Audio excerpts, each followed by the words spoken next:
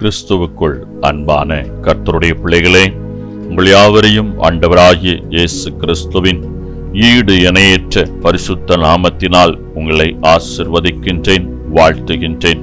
கர்த்தர்தாமே இந்த நாளிலே நீங்கள் எதிர்பார்க்கிற நன்மைகளை பரத்திலிருந்து உங்களுக்கு அருளி செய்து நீங்கள் இம்மையில் சுகித்திருக்கவும் மறுமையில் நிலைவாழ்வை பெற்றுக்கொள்ள அனுக்கிரகம் செய்வாராக.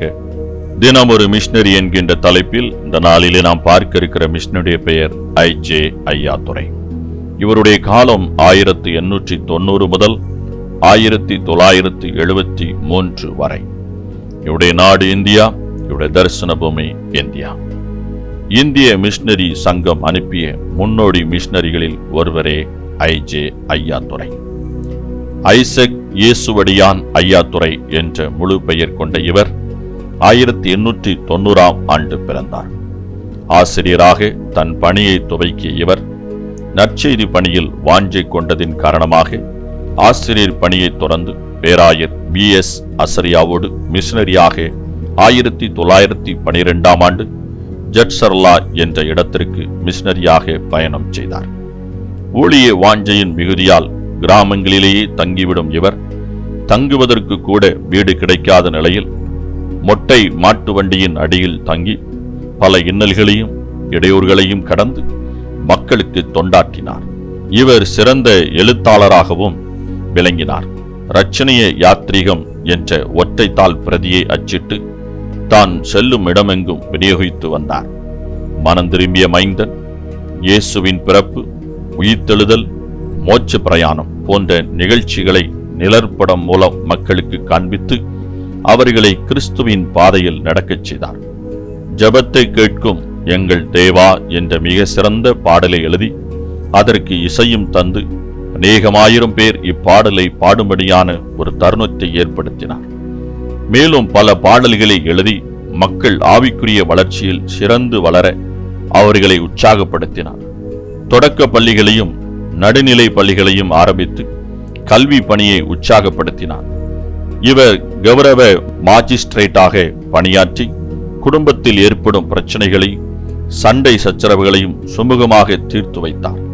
1941 ஆண்டு இவரின் ஊழியத்தின் பயனாக ஒரு கிராமமே கிறிஸ்துவை ஏற்றுக்கொண்டார். ஒரே சமயத்தில் 88 பேர் திருமுழுக்கு பெற்றனர். இவரின் அயராத உழைப்பு பலரை ஆச்சரியப்படுத்தினாலும் தமது வாழ்வை கிறிஸ்துவுக்குள் சாட்சி பெறச் செய்தார். அன்பானவர்களே, கிறிஸ்துவை அறியாத மக்களுக்கு நற்செய்தி அறிவிக்க செல்வீரா?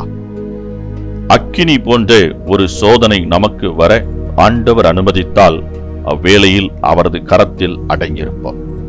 அன்பானவர்களே, இன்று அநேகர் படித்து முடித்துவிட்டு தனக்கு ஒரு நிரந்தர வேலை கிடைக்காதா என்று ஏங்கி தவித்து ஓடிக்கொண்டிருக்கிற காலம் இது.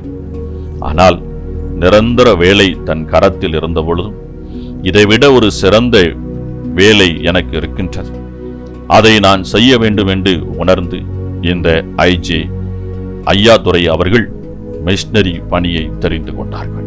ஆம், மிஷனரி பணி இந்த உலகத்திலேயே உன்னதமான சிறந்த பணியாகும். இந்த பணியில் தன்னை ஈடுபடுத்தி கொண்டு முழு வாஞ்சையுடன் அவர் ஊழியத்தை நிறைவேற்றினார். தங்குவதற்கு இடமில்லை என்றால் மாட்டு வண்டியின் அடியில் படுத்து தொங்கினார். அவர் ஒரு எழுத்தாளராக இருந்தபடியினால் புத்தகங்களை எழுதினார், பாடல்களை எழுதினார், இசைகளை அமைத்தார். ஜெபத்தை கேட்கும் எங்கள் தேவா என்று இன்று ஜெப நேரங்களிலே நாம் தனியாகவும் குடும்பமாகவும் கூட்டமாகவும் பாடுகின்ற இந்த உன்னத பாடலை இவர்தான் எழுதி நமக்கு கொடுத்திருக்கின்றார்.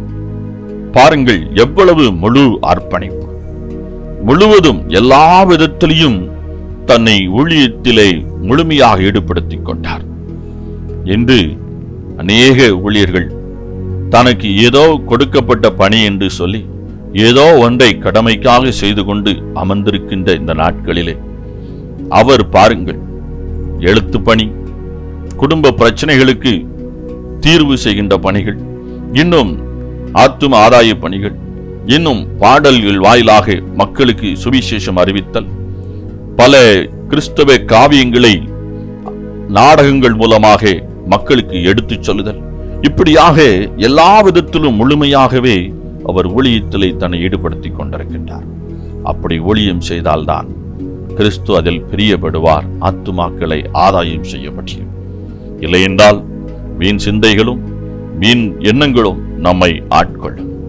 உலக பணிகளுக்காக ஓடிக்கொண்டிருக்கிற மக்களை சிந்தித்து பாருங்கள். கிறிஸ்துவின் பணி உன்னத பணி. இதற்காக நம்மை அர்ப்பணிப்போம். அர்ப்பணிக்கப்பட்டவர்களை ஜெபத்திலையும் பொருளாதாரத்திலையும் தாங்குவோம். கர்த்தர் தாமே உங்களை ஆசீர்வதிப்பாராக. இந்த நாளின் தியானத்துக்குரிய வேத பகுதி 1 நாளாகமம் 2ஆம் அதிகாரம், எசேக்கியேல் 15ஆம் அதிகாரம், லூக்கா 11ஆம் அதிகாரம். இந்த வேத பகுதியிலே வாசித்து கர்த்தருடைய ஆசீர்வாதத்தை பெற்றுக் கொள்ளுங்கள். கர்த்தர் தாமே உங்களை ஆசீர்வதிப்பாராக. ஆமென்.